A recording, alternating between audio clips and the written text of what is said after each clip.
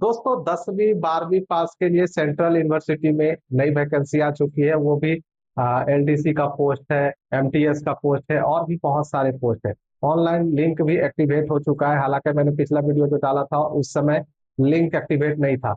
अब जो है लिंक एक्टिवेट हो चुकी है। क्वालिफिकेशन की पूरी डिटेल आ चुकी है।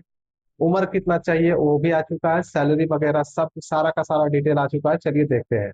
तो ये है ऑफिशियल नोटिफिकेशन जिसमें आप देख पा रहे होंगे, बताया भी गया है सेंट्रल, जी हाँ, सेंट्रल संस्कृत यूनिवर्सिटी के तरफ से ये वैकेंसी निकाली गई है। Advertisement number 2026, detail notification of vacancy for requirement. और टोटल जो है नॉन टीचिंग पोस्ट है, ठीक है। इसमें कोई भी शैक्षणिक पोस्ट नहीं है, जैसे टीचर वगैरह का वैकेंसी नहीं है। इसमें कलर की वैकेंसी है, डाटा एंट्री, सॉरी, एमटीएस की वैकेंसी है, एलडीसी की वैकेंसी है, अपर डिवीजन क्लर्क की वैकेंसी है।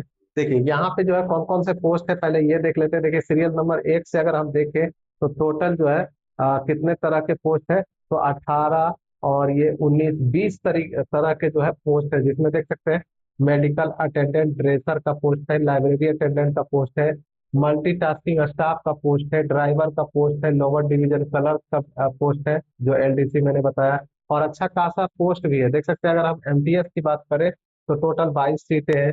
और एलडीसी में देखें तो यहाँ पे 35 सीटें दिखाई गई है एलडीसी में।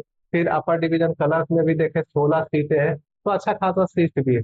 देखिए सोनोग्राफर है, टेक्निकल असिस्टेंट है, आपका टेक्निकल असिस्टेंट है, प्रोफेशनल असिस्टेंट है, पर्सनल असिस्टेंट है, जूनियर इंजीनियर है, और आपका गेस्ट हाउस मैनेजर है, असिस्टेंट का पोस्ट है, नर्सिंग ऑफिसर का है, सेक्शन ऑफिसर का है, सिस्टम एनालिस्ट और असिस्टेंट रजिस्ट्रार का पोस्ट है। उम्र भी अगर आप देखेंगे दोस्तों तो देख सकते हैं 57 साल, 40 साल, 40 साल, यानी मिनिमम जो है आपका मिला जुला कर जो है 18 से लेकर 40 साल तक के कैंडिडेट इसमें आवेदन कर सकते हैं। वो पोस्ट वाइज है। अगर हम एमटीएस की बात करें 10वीं पास के लिए तो देखिए एमटीएस का भी देखिए 32 साल तक दिया गया है, ठीक है। तो 18 से लेकर 32 साल तक आवेदन कर किया जा सकता है एमटीएस में और एलडीसी में, ठीक है। एलडीसी हो गया, आपका ड्राइवर हो गया, लाइब्रेरी असिस्टेंट हो गया, ये सब में जो है 32 साल तक आवेदन किया जा सकता है। और जो SC ST होंगे उनको 5 साल एक्स्ट्रा छूट मिलेगी। ऑनलाइन जो है शुरू हो चुकी है 16 मार्च 2026 सोमवार से। और लास्ट डेट जो है वो है 16/4/2026 तक, ठीक है। और ये 16/4/2026 तक आप फॉर्म को भर सकते हैं।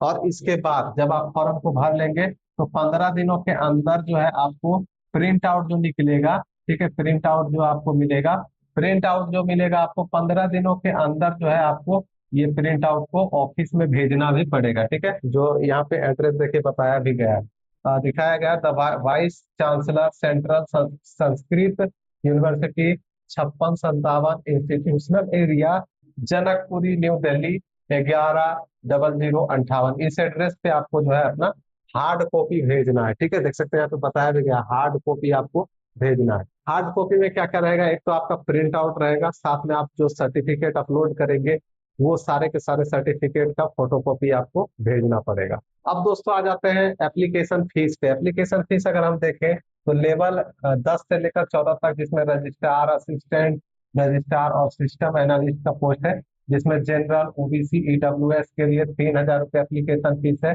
SC ST और दिव्यांगों के लिए 1,500 फीस है। वही सेक्शन ऑफिसर, नर्सिंग ऑफिसर और आपका असिस्टेंट हो गया, गेस्ट हाउस मैनेजर हो गया, जूनियर इंजीनियर हो गया, पर्सनल असिस्टेंट हो गया, प्रोफेशनल असिस्टेंट हो गया, इसका भी आपका 2,000 रुपये है एप्लीकेशन फीस। और SC ST के लिए 1,000 रुपये है। वहीं अगर आप टेक्निकल असिस्टेंट, ठीक है, और आपका जो है टेक्निकल असिस्टेंट शिक्षा शास्त्र, एजुकेशन लैब और कंप्यूटर लैब, और हो गया स्टोनोग्राफर, अपर डिवीजन क्लर्क और library assistant, lower division clerk, LDC, driver, MTS, ठीक है, एमटीएस, लाइब्रेरी अटेंडेंट और मेडिकल अटेंडेंट और ड्रेसर का लिए जो एप्लीकेशन फीस है वो जनरल, ओबीसी, ईडब्ल्यूएस के लिए 1,000 रुपये है। SC ST और दिव्यांगों के लिए 500 रुपये है। अब दोस्तों आ जाते हैं क्वालिफिकेशन पे। क्वालिफिकेशन पे देखिए यहाँ पे बताया गया रजिस्ट्रार पोस्ट के लिए सैलरी दिखाई गई है 1,44,200 से लेकर 2,18,200 रुपये। क्योंकि भारत सरकार की जॉब है तो इसमें सैलरी बहुत ज्यादा है, ठीक है। इसमें मास्टर डिग्री मांगा गया है। अगर दूसरे पोस्ट की बात करें तो देखिए यहाँ पे असिस्टेंट रजिस्ट्रार का है, लेवल 10 का होगा और 56,100 से 17,000 1,77,500 रुपये सैलरी होगी। इसमें भी आपका मास्टर डिग्री मांगा गया है 55% अंकों के साथ। और इसके अलावा दूसरा पोस्ट देखें, सिस्टम एनालिस्ट में भी आप देख सकते हैं बी बीटेक वालों को मौका दिया गया है। फिर सेक्शन ऑफिसर में देखें तो बैचलर डिग्री मांगा गया है, ग्रेजुएशन पास होना चाहिए। साथ में देखें नर्सिंग ऑफिसर में आपका बीएससी ऑनर्स मांगा गया है नर्सिंग में, यानी कि बीएससी नर्सिंग आपका होना चाहिए, या फिर रेगुलर कोर्स होना चाहिए बीएससी नर्सिंग का। ये सब दिखाया गया है। साथ में असिस्टेंट का देखिए, इसमें आपका ग्रेजुएशन मांगा गया है।